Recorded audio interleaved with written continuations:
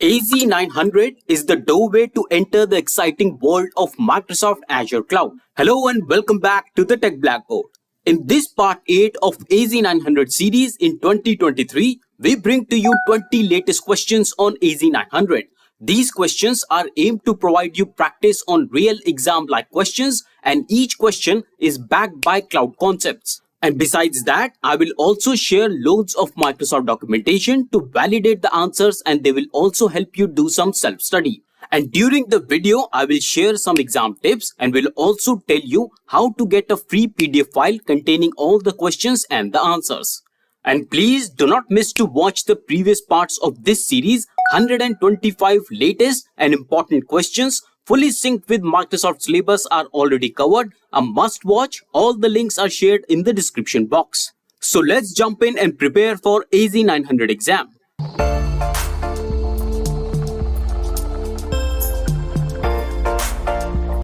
So let's begin part 8 with question number 126. It's a statement based question. For each statement, you have to tell whether it's a correct or an incorrect statement. Let's begin with the first statement. It says availability zones can be implemented in all Azure regions, whether it's yes or no. And this one, my friends, is an incorrect statement. And this is because not all Azure regions supports availability zones.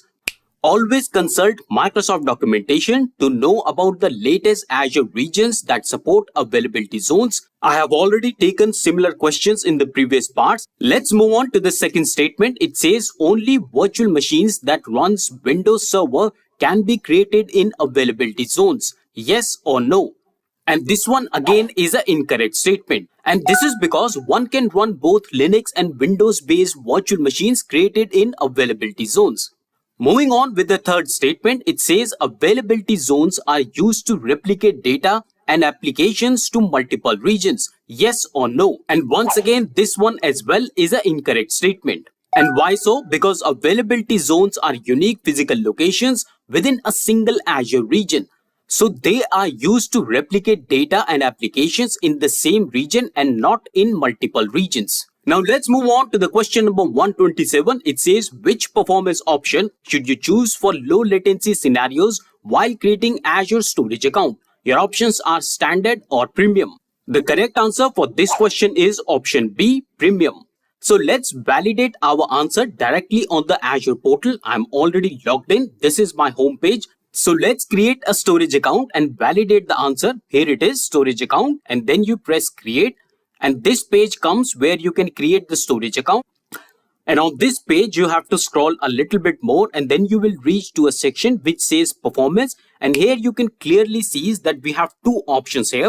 Standard, which is recommended for most scenarios, general purpose V2 account or version 2 account. And then we have premium, which is recommended for the scenarios that require low latency. And that's exactly the ask of the question is.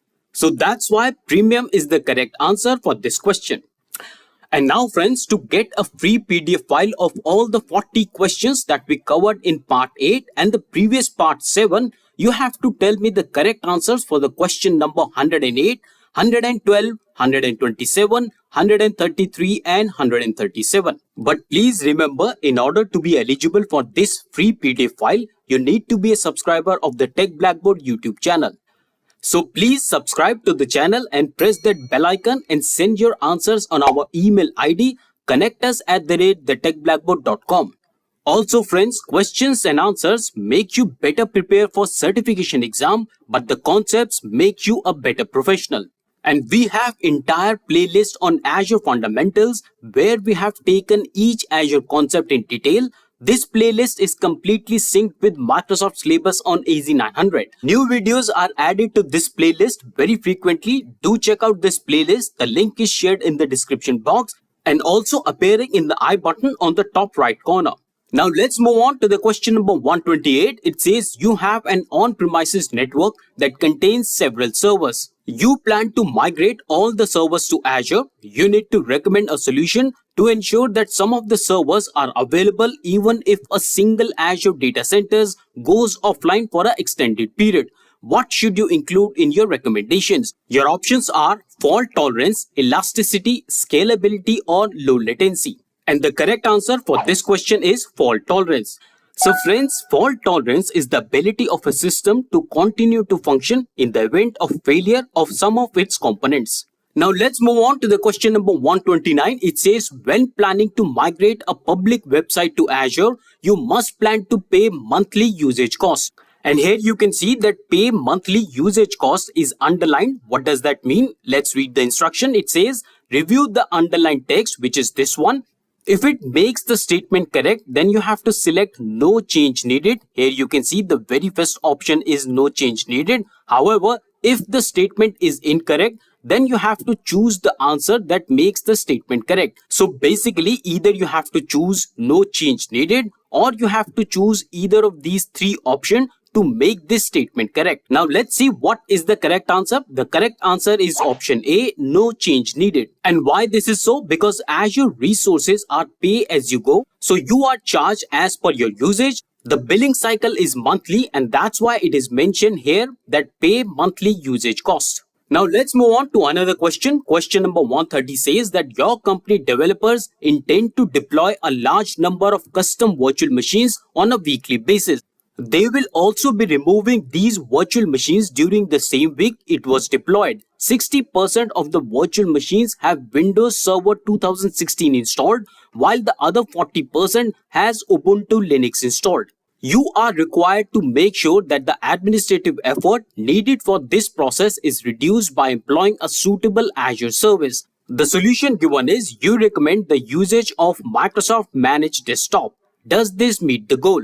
And the correct answer is no. This solution is not meeting the requirements of the question. Now let me show you two more variations of the same question. I will also give you some Microsoft documentation and of course the correct answer. So here comes question number 131. The question is exactly the same. However, the solution says that you recommend the use of Azure reserved virtual machine instances. Does this meet the goal? And this time also this is an incorrect solution.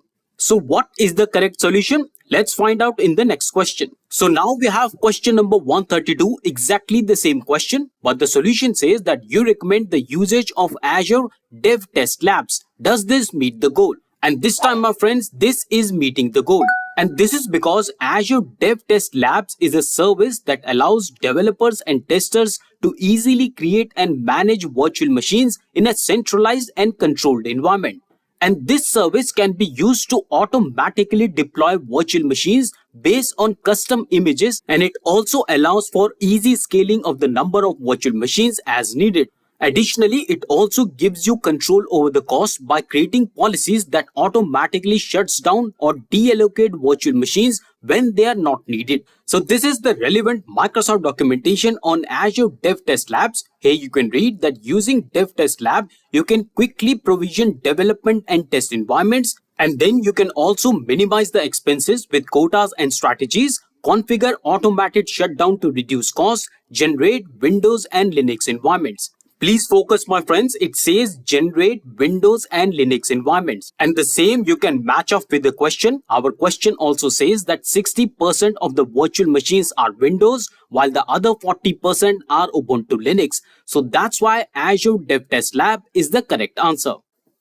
Let's move on with the question number 133. It says that you have an on-premises network that contains 100 servers. You need to recommend a solution that provides additional resources to your users. The solution must minimize capital and operational expenditure costs. What should you recommend in your solution? And your options are a complete migration to public cloud, an additional data center, a private cloud, or a hybrid cloud. And of course, the answer is hybrid cloud. And this is because hybrid cloud is a combination of public and private cloud. And with hybrid cloud, you can continue to use your on-premises servers while adding new servers to public cloud like Microsoft Azure. And how does that help? Well, adding new servers to a public cloud like Microsoft Azure will reduce your upfront cost or capital expenditure. And that's exactly what we want to achieve. We want to minimize our capital expenditure and operational expenditure.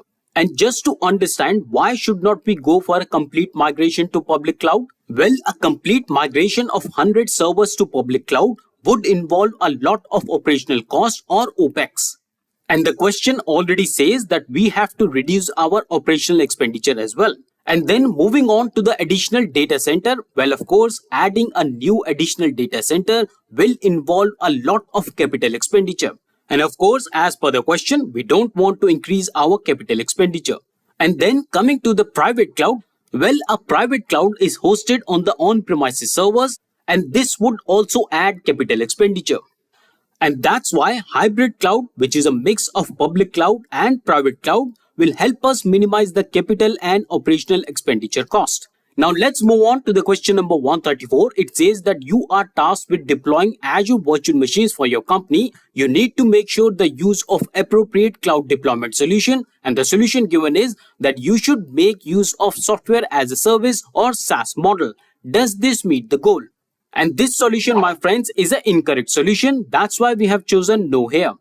So what is the correct solution? We will find out in the next question.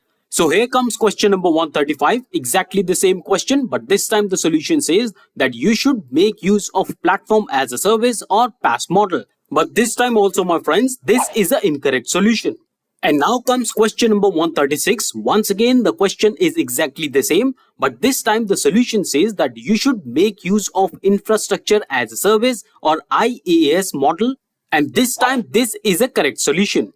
And this is because we very well know that Azure virtual machines are categorized as infrastructure as a service. Now let's move on to the question number 137. It says Azure Site Recovery provides fault tolerance for the virtual machines. Once again, you can see that we have this underlined text. So if this entire statement along with this text makes this entire statement correct, then you should go for no change needed. Otherwise, you have to make this statement correct by choosing any of these three options. And what are the other three options? Well, we have disaster recovery, elasticity, or high availability. And the correct answer for this question is option B, disaster recovery. So now the correct statement becomes Azure Site Recovery provides disaster recovery for virtual machines. So shall we validate our answers? Of course we will do that. And that's why I'm here on the Microsoft documentation on Azure Site Recovery. And here on this documentation, you can read it says that Site Recovery is a native disaster recovery as a service or DRaaS. And Microsoft has been recognized as a leader in DRaaS based on the completeness of the vision and the ability to execute by Gartner in the 2019 Magic Quadrant for Disaster Recovery as a Service. So you can clearly make a note that Site Recovery is a native disaster recovery. And that validates our answer to the question number 137. Moving on with the question number 138, it says an availability zone in Azure has physically separate location across two continents. And once again, we have underlined text. So if this underlined text makes this statement correct, then you have to choose no change needed. Otherwise, you have to make this statement correct by choosing any of the three available options. And your options are within a single Azure region. Option C is within multiple Azure regions. And then we have within a single Azure data center. And this time, my friends, the correct answer is option B, within a single Azure region. And this is because availability zones offer high availability that protects your application and data from data centers failure. Once again, to sum up, availability zone gives you protection against data center failures and they do not span across two continents. Now let's move on to the question number 139. It says Azure Monitor can monitor the performance of on-premises computers. True or false? And this is a true statement. And this is because Azure Monitor, of course, you can use it to monitor the performance of on-premises computer. You can also use it to monitor the performance and availability of your on-premises servers, as well as the performance of your applications and the services running on those servers. And this really helps you identify and troubleshoot the issues and ensure that your on-premises system are running smoothly. Now let's move on to a related question. Question number 140 says that Azure Monitor can send alerts to Azure Active Directory security groups. True or false? And this one, my friends, is a true statement. So Azure Monitors can send alerts to Azure Active Directory security groups, and you can configure Azure Monitors to send alerts to one or more Azure AD security groups when a certain condition is met. And this really ensures that a set of right people are notified when there are issues with your system, for example, your help desk or L1 support. And how exactly you can achieve this? Well, in the settings, you can specify an email address, and this email address can be of a security group. And that's why it's a true statement. Let's move on with the question number 141. It says Azure Monitor can trigger alert based on the data in Azure Log Analytics workspace. True or false? And this one, my friends, again is a true statement. And in case you want to learn more on Azure Monitor, here is the overview. Here you can read that Azure Monitor helps you maximize the availability and performance of your application and the services. It also delivers comprehensive solution for collecting, analyzing and acting on telemetry from your cloud and on-premises environments. This information helps you understand how your applications are performing and proactively identify the issues that affect them and the resources they depend on.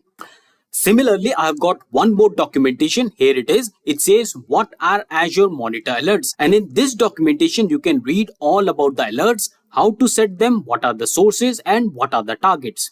And as always, links to all the documentation is available in the description box. And now here comes question number 142. It says your company plans to migrate all the on-premises data to Azure.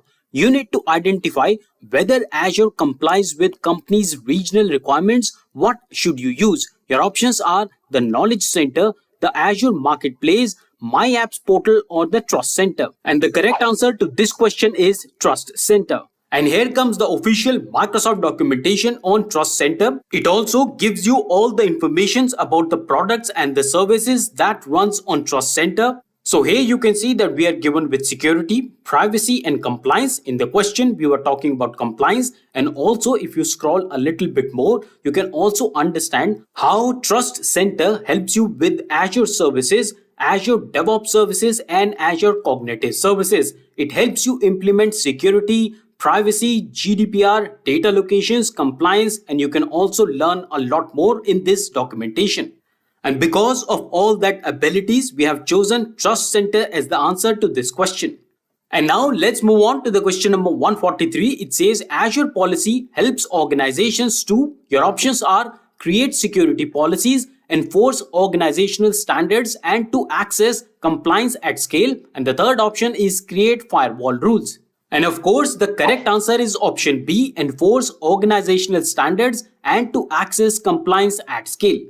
And a great place to start on Azure Policy is this Microsoft documentation that clearly explains you what is Azure Policy. Azure Policy helps you enforce organizational standards and to access compliance at scale. And through its compliance dashboard, it provides an aggregated view to evaluate the overall state of the environment with the ability to drill down to per resource, per policy granularity. And now let's move on to the question number 144. It says that you have 50 virtual machines hosted on premises and 50 virtual machines hosted in Azure. The on-premises virtual machines and the Azure virtual machines are connected to each other. Which type of cloud model is this? Is it a hybrid or private or a public cloud? And I'm pretty sure that you have already picked option A, hybrid cloud. And friends, as I have mentioned this many times, hybrid cloud is a combination of private cloud and public cloud. And here in the question, you can clearly see that we have 50 virtual machines that are hosted on premises. So this is a private cloud. And then we have 50 virtual machines that are hosted in Azure,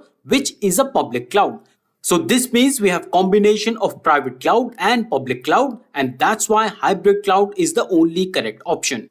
And now let's move on to the question number 145. It says that you plan to provision infrastructure as a service resource in Azure. Which resource is an example of IaaS or infrastructure as a service? Your options are an Azure Web App, an Azure Virtual Machine, an Azure Logic App, and Azure SQL Database. And once again, I'm sure that you have picked option B, an Azure Virtual Machine. So that was all for today. Friends, we all are learning and we all have questions. That's why at the Tech Blackboard, we would like to hear what are your questions and what are your confusions on Azure Cloud. We always keep covering your doubts in our videos so that everyone can benefit from it. And the YouTube comment section is a great way to reach us. Other means to reach us are also flashing on your screen. I'm really hopeful that you learned some new concepts today and are already feeling more confident for the AZ 900 exam. Friends, each of your like, subscribe and share help us to grow and keep the content free. So please consider liking the video, subscribing to the channel, and please do not miss to press that bell icon and selecting all so that you get timely notifications of all the upcoming videos. And please do share our videos to your loved ones who are also preparing for Microsoft Azure. I will see you in the next video. Till then, stay fit, keep learning, and thanks for watching. If this video has added any value in your learning, a like and subscribe is highly appreciated. Share this video in your family and friends to spread and expand their learning. Your comments and feedback give me a chance to interact with you, and I look forward for them. We will meet again in our next video. Till then, stay fit, keep learning, and thanks for watching.